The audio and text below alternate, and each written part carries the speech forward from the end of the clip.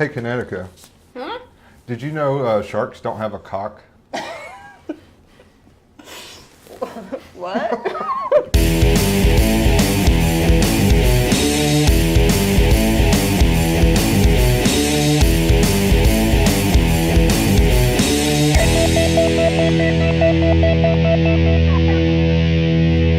Hi, and welcome to Science That. My name is John, and this is... Kinetica. And today we'll be talking about density and all kind of little science tidbits. But you had a question for me? Yeah, tell me about the shark business. The shark business, yes. Sharks do not have penises. They have... Really? Yes. Do tell. The best way I can describe it for layman's terms is they have little flaps on the side of their genitalia area. And it's kind of like, you might say, well, I'm not going to get into that, but they grasp on and inject the sperm rather than penetrate. So Gotcha. that's how sharks have I did sex. not know this. Yes. Yeah. Yeah, okay. Well, speaking of Science sharks, science that. Speaking of sharks and water, it's summertime here in the world of Science That, and why not talk about something that has to do with summer, which is swimming pools and swimming. Yes. Have you ever been in a swimming pool and enjoyed that day of laying out and doing a little swimming, but you're like, the swimming pool smells so strong. Well, that's not necessarily a good thing. I actually like that smell. That smell, as a matter of fact, is a chemical called chloramine. And chloramine is a mix between body sweat, oils, and everybody's favorite, urine. Urine in the pool. So for every, just regular sized pool, 20 by 40 feet, a lot of those pools have about 2 to 5 gallons of urine in them. And the way they know this now is in the past they had no way of detecting, there was always the myths of red dye in the water if you urinated. That's always scared me. Yeah, well, no, that's not true. But now in the modern age, we have artificial flavorings. What? Yeah. And with these artificial flavorings, they go straight through your body. Sweeteners, artificial sweeteners go straight through the body and now can be detected in the pool water when they do a chemical test. Yes, it's true. So that's how they know how much urine can be in a pool. Wow. Yeah, unfortunately though, there's I believe it's called cyanidin chloride, which is also a result of letting that sit for a long period of time, like not changing your pool water for a few years. Yeah. And that is actually a gas that can be used in chemical weapons, not to scare people off from going to the pool or anything, but this is 1 part per 100th, Right. gallon. Yeah. And it's nothing to worry about, but if you ever had that smell in the air that smells like the swimming pool, that means there's piss in the pool. So anyway, Smell that smell. Let's do a shot.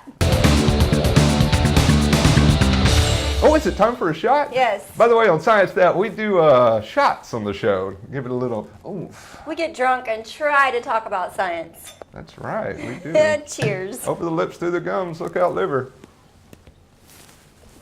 Woo! Here it comes. Woo, I declare. Yeah.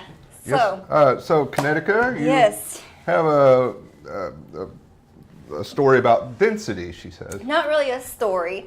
Just Well- more or less explaining what density is, how to measure it, how it looks, how it tastes. Density has a taste. It does. I'll show you in just a little bit. But, okay, essentially density is a measurement of how tightly the matter is squished together. Right. Right. Because everyone knows in science, every mass has density of some sort. Well, okay, most people say, oh yeah, density, I know what that is, whatever, but they can't really explain it, right? So density is mass divided by volume. And we're actually going to try to do it on alcohol. Yeah, I've had quite a bit to drink, so I'm trying to explain this the best I can without sounding like an idiot. I don't do So, that. okay, a lot of people confuse density with weight. Density is not weight. it has to do with how much matter, how much mass is in that particular volume. So you could have like, let's say a 300-pound bodybuilder with about 5% body fat, right? So he's all buff and stuff. Almost there. Yeah. Almost there. And then just a normal average Joe 300-pound man. Right, so they weigh the same Average amount. Joe is 300 pounds. For this example, it is, okay? Okay, so both guys are 300 pounds, right? Right. But they obviously look very different. I could imagine. Yes, and that's because their densities are different. So you have things that weigh the same, but they're totally different. Similar to Earth and Saturn, say. You know. Do they weigh the same? If Saturn was closer to the sun, it'd be a little more dense.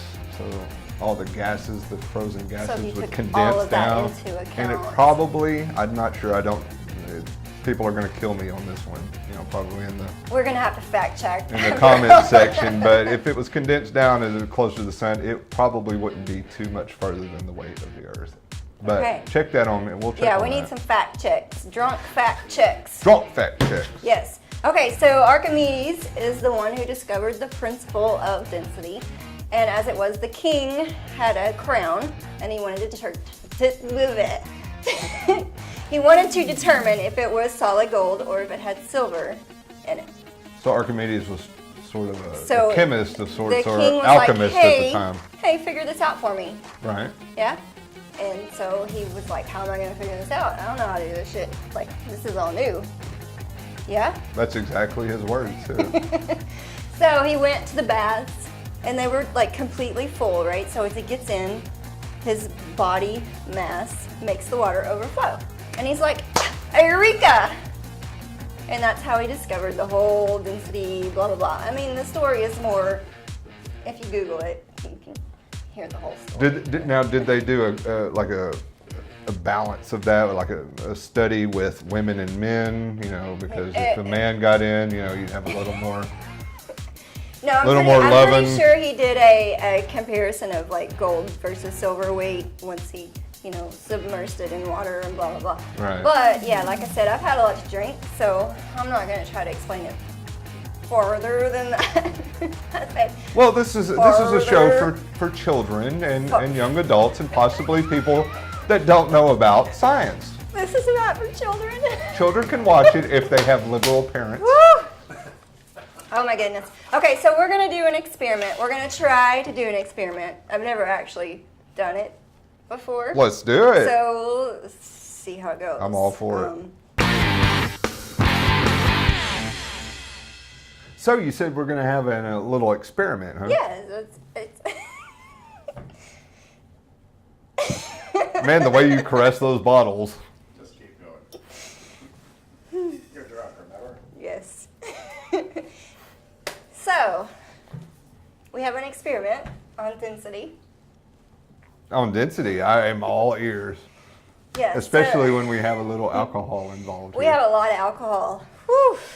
So the density of a substance is the relationship between the mass of that substance and how much space it takes up, right? Absolutely. Yeah. Absolutely. So in this experiment, we have 3 different solutions. Is what we'll call them. All right. We have vodka, we have grenadine, and we have blue curacao. So we're going to do a layered shot, right? Let's do it. To see the different densities of these substances. By the way, Kinetica is also a registered bartender. Registered? Is that even the right term? Or an educated with certificate bartender. Okay, so now that he says that, I may not actually even be able to do this. I've never done it before. So we'll just see. It's our first try. Hey, we'll just let's see do how it. it goes. So this is grenadine, which has a lot of sugar. Sugar. Which means it's gonna have a lot of stuff in it, Sugar. right? So it's same amount of volume, but it's gonna have more. Density. Kind of like water with oil. Exactly. Yeah. Water's more dense than oil. I don't even know if That's why that oil about floats on the top. So, okay, this is blue curacao, and it is alcohol, but it also has sugar. So it's gonna be a little bit lighter, hopefully. Does it have less sugar? Less sugar than the grenadine? Yes. Probably. It has alcohol in it, so Oh, that's why it floats. hopefully. We'll see. We'll see if this floats. See, not only are you learning about density, but you're also learning how your drinks get separated. Ooh, isn't that pretty? It's beautiful. It's like a Smurf turd. For all you young people out there, a Something like Smurf is a that. little troll character that came out in the 70s and 80s. So we're gonna try to add vodka to the top of this. The recipe actually calls for peach schnapps, but I just wanted straight up vodka. So we're gonna see how this goes. What kind of vodka are we using? This is Pinnacle vodka, Pinnacle. Pinnacle is and my one of straw doesn't work very well as a pipette. Pinnacle is one of the best vodkas out there. I tell you that right now. And we're just gonna pour it then. Pinnacle vodka comes from France and it is made from the finest Oh, look of at that grains beauty! and is sent over here and That bottled is in the United States. beautiful! That is rocking. I don't know about all that, but I am impressed. I love it, Kinetica. my hands are so steady right now. Yes, ma'am. Oh my gosh, mine's better than yours. Well, it's I as mean, it should be. Technically, I made them both, but Mine just has a little extra vodka. my hand wasn't quite as steady. Mine's a little more so blue. we had a little agitation. You know what this looks like? What? Being a sci-fi fan like yourself. Romulan ale from well, Star Trek. I thought it looked like the red, white, and blue. Well, that too. Oh, for the summer, you know, for 4th of July in America. Do you wanna close up of this? A reluctant cameraman. Can we drink it? It is He time. said, "Yep." This looks like the American flag in a glass. Beautiful. I did so good. So let's salute the United States on its Salute. 242nd birthday. Salute. Or as we say, cheers.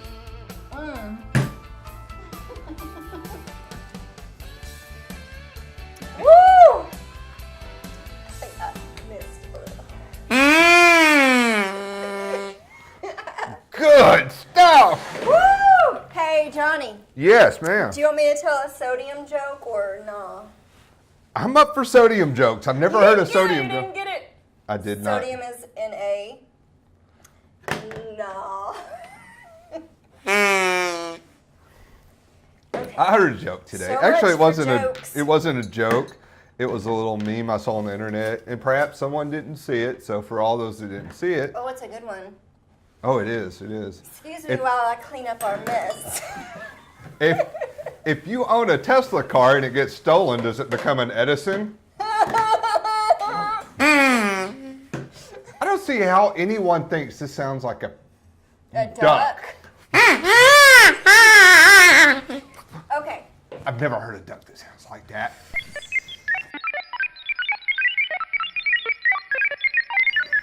All right, next. I have a story to tell. Story time. On the planet Mars, the Curiosity rover has discovered carbon molecules, which is extraordinary because the Viking missions in the 70s and the rovers that have been there since have never discovered carbon molecules, which carbon molecules, Make diamonds. yes, and it's what our bodies are made out of, but it's a very rare substance on the surface Right. of a planet. And typically it is made, carbon molecules, not just carbon, but carbon molecules, Right. and the structure is created by living creatures. Right. But it can also be brought in by meteors or other geological activity. But this is new to science because the Curiosity rover did the little experiment, and it's the first time they've discovered this on Mars, which concludes, not without a shadow of a doubt, but the possibility of life on Mars in the past. But this is the catcher. right here, is they have also picked up methane gas. Ooh. And methane is typically a byproduct of living matter. Yes. So when you have both of those things going on, Is then Marvin the Martian? not Marvin the Martian, more like He was so cute. Marvin the bacteria. But Either way. methane gas is 1 part carbon plus 4 parts hydrogen, and that's just not typical on the surface of a planet. So on Earth, methane comes from living creatures, and we're thinking to ourselves, you know, is this a breakthrough in science? Possibly, but maybe not. Maybe it's just geological or came in on a meteorite. Yeah. And the questions I have with this, you know, my own personal opinion is, you know, is this a life that possibly took a hitchhike from a asteroid hit on Earth that went to Mars? I mean, this is our closest, well, not our closest. Venus is closest, but Mars is the next closest. And, you know, who's to say that this life on this rock that was possibly a meteorite didn't wind up from an Earth rock? Because we have Mars rocks on Earth, so who knows? It's possible. Yeah. Possible, but it's interesting for anybody that gives a damn. Science will figure it out. Science that. Yeah. So you want to talk about It's time for science fiction. science fiction? Oh my goodness. Science fiction. So what you got? Science fiction. Oh man, the only thing I've read a couple books, but they weren't worth a fart. I went to the movies. Yeah. The movies, the I cinemas. never go to the movie. You don't? No. Why? I don't want to go by myself. Because I give her all the bootlegs.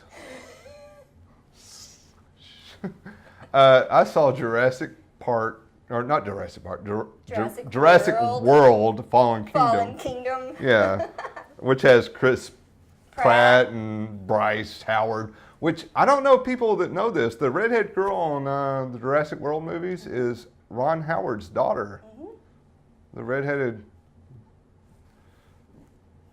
beautiful, Girl. but yeah, the girl. And The girl. what held my attention on this movie was Jeff Goldblum. Oh, I love him. And he's only in a little bit of it. So I have that's not how seen much this I movie, enjoyed the but- movie. He was just a Yeah. little bit of it. I haven't seen it, but I do love him. Yeah. If you don't want spoilers, stop the video right now. Oh, don't spoil it. We will post. Oh, you don't want I to hear? can't hear you. Oh, okay. She's gonna hold her ears, and I'll put a timer up on the video to show when you can come back. But Jurassic Park, or Jurassic World 2, Fallen Kingdom, is okay. It's just okay. About halfway through, and then it becomes a horror movie, and it's really weird. I don't recommend the movie. The first one was good, the Jurassic World, the original Jurassic Park, but this one, oh God, save it for the matinee or video. That's all I got to say. So, Kinetica, Eh? what do you have to talk about in the realm of sci-fi? Oh, okay, so I've been watching The Flash. The Flash. Usually I am a Marvel girl. Yeah. Totally 100%. But last year, almost a year ago, I had a tonsillectomy. And so I was stuck at home for like a month on the couch. And so I had seen all of the Marvel stuff on Netflix.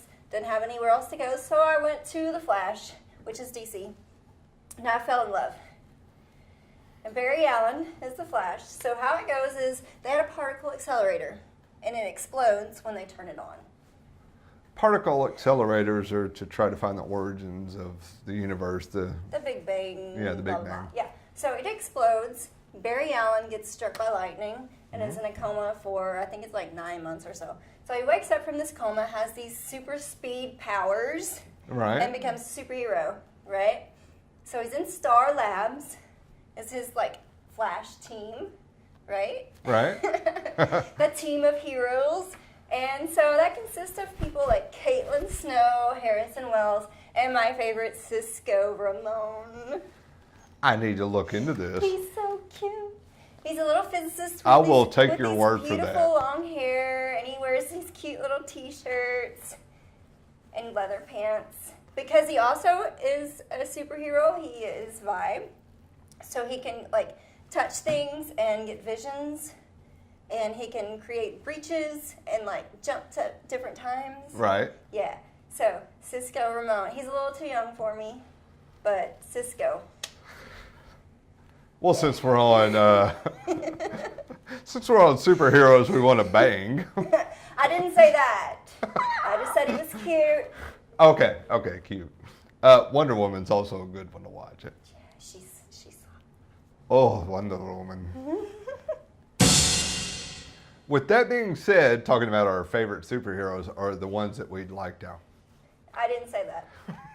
I did. He did. Anyway, next week we'll talk about ashy elbows and how to remedy it.